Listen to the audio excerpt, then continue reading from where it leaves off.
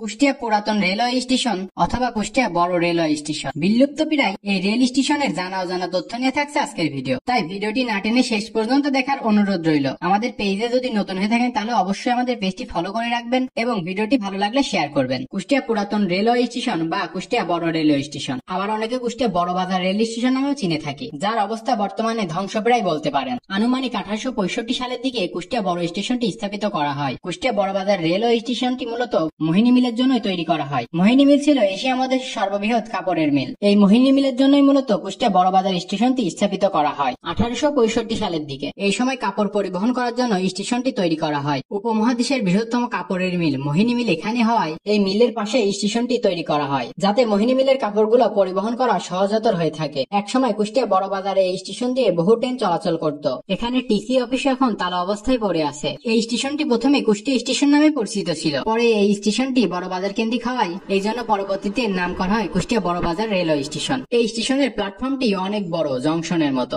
এখানে 3টি লাইন বিশিষ্ট ট্রেনের রাস্তা রয়েছে। এটি 2টি প্ল্যাটফর্ম বিশিষ্ট রেলওয়ে স্টেশন ছিল। বর্তমানে প্ল্যাটফর্ম গুলো থাকলেও তা এখন অচল এবং ধ্বংসপ্রায়। কোন ট্রেন এখানে না দাঁড়ালেও স্টেশনটি কিন্তু ঠিক আগের মতোই দাঁড়িয়ে আছে তার নিজস্ব জায়গায়। বন্ধ হয়েছে কুষ্টিয়ার বিখ্যাত মোহিনী মিল, সেই সাথে বন্ধ হয়েছে কুষ্টিয়ার বড় রেলওয়ে স্টেশন। মোহিনী মিলের যৌবন হারিয়ে যাওয়ার সাথে সাথে এই স্টেশনের যৌবনও হারিয়ে গেছে। 1865 সালের পরে কলকাতা থেকে বাবুরা মোহিনী মিলের কাপড় কেনার জন্য এই স্টেশনে এসে নামতেন। কলকাতা থেকে তখন বাংলাদেশের কুষ্টিয়ার যোগাযোগ ব্যবস্থা খুব সুন্দর ছিল। সময়ের সাথে সাথে সবকিছু বদলে গেছে এই স্টেশনের চিত্র। যখন মোহিনী মিল চালু ছিল তখন এই স্টেশনের কদর ছিল, ইংরেজরা এখানে ভিড় জমাতো, ওই সবই এখন সোনালী অতীত। মোহিনী মিল বন্ধের সাথে সাথে এই স্টেশনটি আস্তে আস্তে বন্ধ হয়ে যায়। এখন এই স্টেশনটির অবস্থা একেবারেই করুণ। সময়ের পরিবর্তনে সবকিছুর পরিবর্তন হলেও কুষ্টিয়া বড় বাজার সংলগ্ন এই স্টেশনটি সংস্কার এখনো হয়নি। যুগের পরিবর্তনে কুষ্টিয়া শহর উন্নত হলেও কুষ্টিয়া স্টেশন নিয়ে বিতর্ক কিন্তু এখনো থেকে যায়। কুষ্টিয়া বড় স্টেশনটি বন্ধ হওয়ার পর কুষ্টিয়া আরো একটি স্টেশন চালু হয়, যেটি কুষ্টিয়া কোর্ট স্টেশন নামে পরিচিত।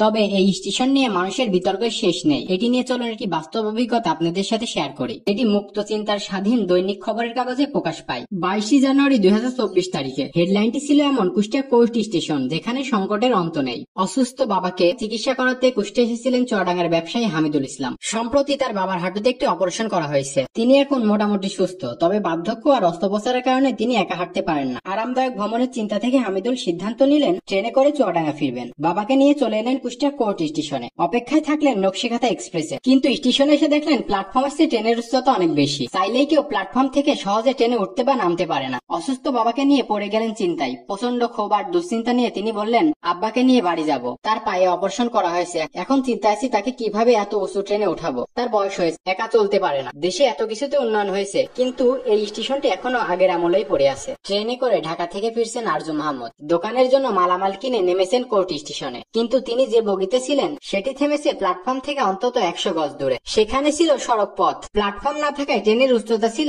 আরো অনেক গুণ বেশি, যেখানে নামা আরো কষ্টকর। তিনি বলেন, আমার বগি যেখানে থেমেছে সেখানে কিভাবে নামবো তা বুঝে উঠতে পারছিলাম না। তার উপর তার সঙ্গে কিছু মালামালও ছিল। এভাবে ট্রেন থেকে নামা খুবই কষ্টকর, সঙ্গে ঝুঁকিপূর্ণ।